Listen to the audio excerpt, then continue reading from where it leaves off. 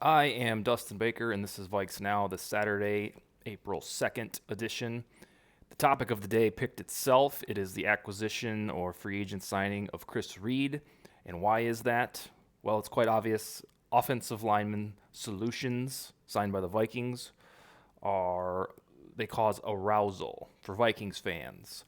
For me, for you, anybody within the Vikings community that thinks the pass protection needs to improve, this is a talker. This is a big deal. So we'll jump right into the Chris Reed stuff, who comes to the Vikings from the Colts. PFF grades right off the bat. In 2021, he had a 67.2 overall grade. He's going to fit right in with these guys because he's heavier on run blocking than he is pass protection, but that doesn't mean that he's terrible in pass protection. Unfortunately, like Oli Udoh was last year, he was a heavy run blocker, poor in pass protection. We've seen the movie before. In 2020, he played 100% of snaps with the Carolina Panthers. Every single offensive play, Chris Reed was on the field, and he had a 63.0 PFF grade. Some franchises would be like, "Oh, we got to do better than that." And for these guys here on the shirt, we're like, "Woo, 63! Let's sign that bad boy up." It's the way it works because we'll take average or decent rather than elite. Otherwise, the team would have signed Brandon Scherf or a dude like that.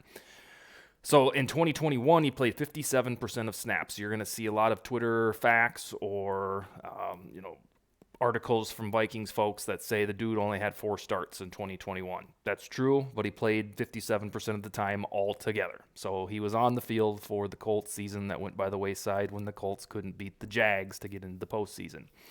Altogether, he's played for the Jacksonville Jaguars, the Miami Dolphins, Carolina Panthers, Indianapolis Colts, and now, if he makes it through to September, the Minnesota Vikings. Now, you've got to ask yourself, this dude isn't terribly old. He's 29, going to be 30.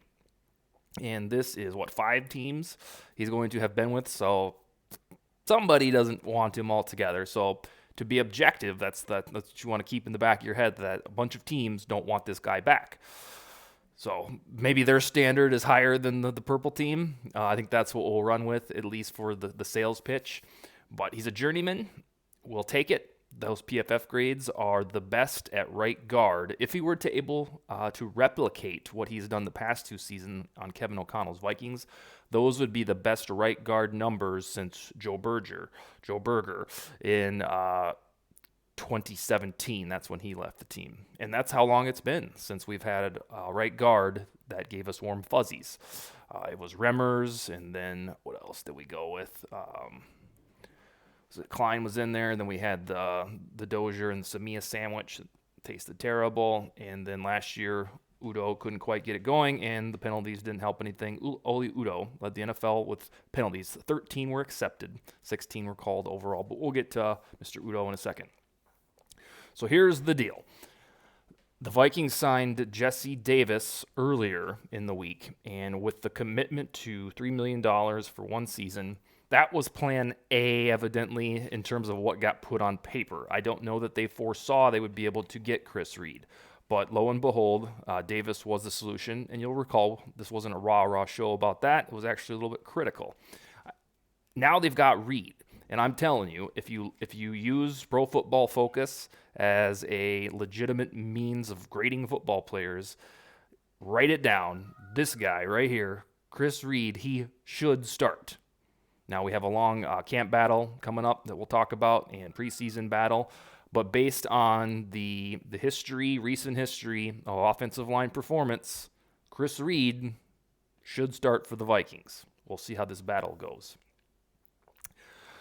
Jesse Davis, he is the front runner to start because of the money I mentioned, but he only had a 52.5 Pro Football Focus grade last year, but we paid him $5 million. So we've got all of these dudes in the hunt. Wyatt Davis, Oli Udoh, Jesse Davis, and now Chris Reed. And the guy who's making the most performed the poorest last year, according to PFF. Now, Wyatt Davis didn't play any offensive snaps, so he will be the wild card, which I'll touch on in just a second. So that's a little different, behind the times. Probably doesn't surprise us because we're cynical about this topic and sometimes the team on the whole. But the guy with the lowest PFF grade going into this battle is the presumed starter as of early April. Weird. Now, let's look at this battle. We got Wyatt Davis. That's the first one. We've talked about him on the show a couple times. And the thing that is bizarre about Mr. Davis is that in college, especially in 2020, he was marvelous. He was supposed to be a first-round guard, which tells you that there's something inside of that human that is going to be a good NFL football player. However, the Vikings got him in the third round, fruits of the Elijah Vera Tucker trade. And the previous coaching regime that would have consisted of Mike Zimmer, Clint Kubiak, Phil Rauscher, didn't want to see much of him. The preseason tape didn't look all that great most of the time. I don't know if you consider him out of shape or just not prepared. But that was a conglomeration of football brains that didn't think he was ready. So either it was sabotage, that the Zimmer regime didn't want to play the guy because they don't like rookies and they're not going to play him, or me and the rest of you, the fans, are incorrect. That Davis it's turning into a sad story. That would have to be the theory, that he's not going to work out. Thankfully, he'll be in the mix for this right guard battle that Kevin O'Connell has all but confirmed will happen. But it's such a strained dynamic because I see all types of takes. Even before they signed Jesse Davis or Chris Reed, you'd see the lineups of offensive linemen, and then RG, it would say Wyatt Davis. And I'm like, are you sure about that? Because there would be no good reason for Rauscher, Zimmer, Kubiak, Spielman to put Wyatt in the back seat. You want him to be good. You want to play a rookie if he's ready. So I don't quite buy into the conspiracy theory that Zimmer just didn't like him. He probably wasn't ready to play because his objective would be inside the offensive trenches to help those 2021 Vikings win games. They didn't put him in, and they finished 8-9. But the verdict is still out on Wyatt Davis. It should be one of the biggest mysteries of this upcoming training camp, preseason, all of that, to figure out if this guy who was so damn good in 2020 at Ohio State is going to be any good. Next, Oli Udoh, the incumbent. Very quietly, Oli Udoh started 16 games last year.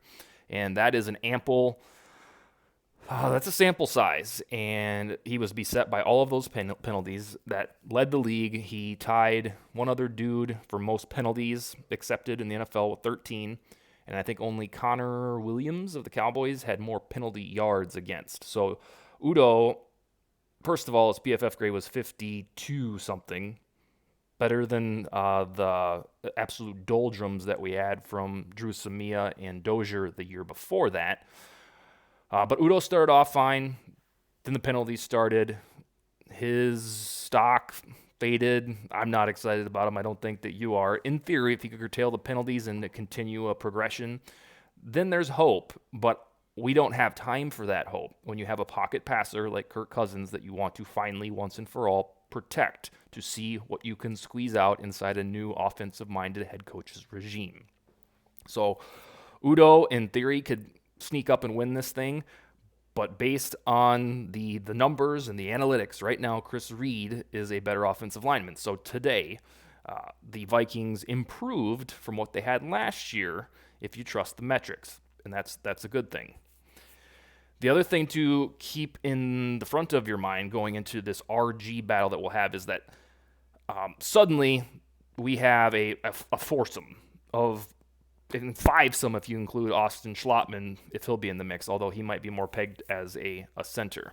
But somebody will win this four-way battle for the right guard. And that is encouraging because previously, when searching for this elusive right guard, it might have only been between two dudes, Dozier and Davis, or in last year's case, Udoh. So all of the options before in the previous regime, although they drafted a bunch and they tried stuff, were underwhelming. Now there are four guys altogether, and that's two guys that are holdovers in Wyatt Davis and Oli Udoh, and then two new ones that Kwesi Adofo-Mensah and Kevin O'Connell say, we're going to put our guys in here and see, let the best man win. So we went from no less than a week and a half ago, nervous about them not quite getting it, about this offensive line stuff. When is somebody in Vikings headquarters going to realize that they need to fix this? We were worried about it. They weren't doing anything. Now they've got two guys that aren't slam dunk acquisitions, but they're better than probably what's on the roster right now. So they care. They're doing more than the previous regime did to solve this particular spot. I'll say this again. I think I've said it 2 or 3 times before on the show. Rick Spielman tried to fix the offensive line. He just wasn't very good at it. So this idea that it's been ignored is totally false. The Vikings haven't ignored fixing the offensive line. They've spent all kinds of draft capital on it since 2018, starting with Brian O'Neill's second round or higher draft capital. Just their selections haven't been very good. So don't let anybody tell you that the Vikings have ignored the offensive line, even though it really doesn't matter now because of the Zimmer and Spielman aren't employed here. That's false. But the way that they're doing it now, going with Jesse Davis, Chris Reed, the 2 dudes already in-house, this is the anti-Spielman or anti-Zimmer approach to right guard. Historically, they'd find some trash bin and say, you're going to go play right guard. That guy would suck, and then we would just have to deal with it for 16 or now 17 games. Bringing in a bunch of talent to give it a whirl and may the best man win out of 4 is a lot more than the Zimmer Vikings or the Spielman Vikings would do.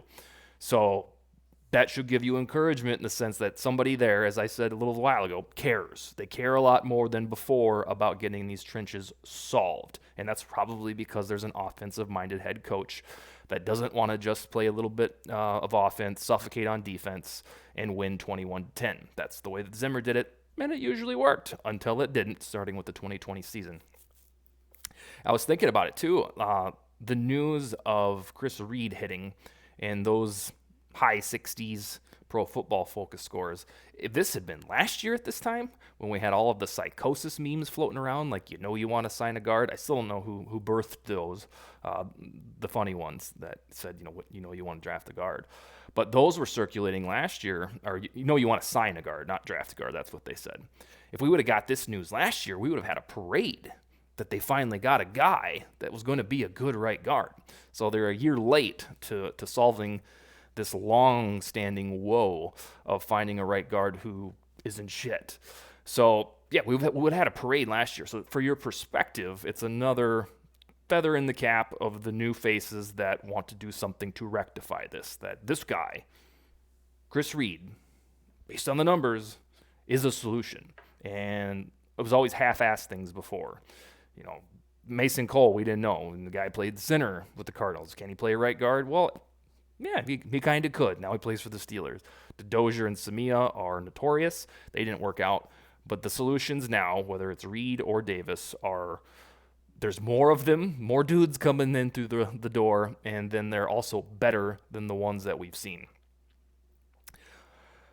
So the final takeaway on this topic, and I hope this isn't too redundant, is that a solution is coming. The only thing that would prevent the right guard spot from being decent, serviceable, good, or great is if all 4 guys, the Davises, Udo, and Reed, suck. That's how this would have to go pear-shaped, is that none of them, all 4 of them down the line, no good. And on top of that, that would mean that the coaching staff, this brand new addition of the offensive guys and O'Connell's lieutenants, they stink too. They couldn't find one good guard out of 4. So that leads you to believe, based on the evidence and the logic, that out of these 4 guys, one of them is going to emerge as the starter and be pretty good. And if he isn't, then the guy who finished in second place in the preseason battle will go ahead and take the reins. But there is a lot more oomph to pick from now than there would have been since 2017, the last time that there was competent right guard play. I really think that this Chris Reed dude will end up getting the starting job, and that's based on the notion that I don't think that he was available last week. This is just my opinion. I don't have any evidence. I think they got Davis thinking, all right, we can make this work. But then once they had the conversation with Mr. Reed, this dude, based on the way that Kwesi approaches general management, at least all the stuff that he says, he should have come first. And then you perhaps may not have even needed Jesse Davis. But the numbers are there. The resume is there, that based on the problematic right guard play that's been around for 18, 19, 20, 21, the last 4 seasons, Chris Reed can reasonably fix it. And if PFF was all wrong about him, and it turns out that none of these other teams, the Jags, the Panthers, Colts, and Dolphins, they got rid of him for a good reason, well, then you can pivot to the other three guys in the battle. So the takeaway, end of the discussion here, is that there is a lot of hope to have that we didn't have before because there's more bodies to choose from, and undoubtedly somebody will emerge as a solution because there's just so many to pick from. I will be back Sunday to discuss something new on Vikes Now. And I said this last time on the show that I'm getting really, really close to getting guests. I think I've figured out how to do this on this interface, on the entire shebang. I got to get the audio straightened out and then how to figure out the actual save part of the recording. But I'm getting close, and I think I'll have Sean Borman on from Vikings Territory, the website that I write for and run. He's the cap guy. He knows everything about the cap, and I think on those shows I'll just get him on here and we'll talk for about 20 minutes. I'll interview them and get them their opinions on, for him, various cap things, and then the prognosis of the 2022 team. That's all we got for Saturday, and Skol, baby.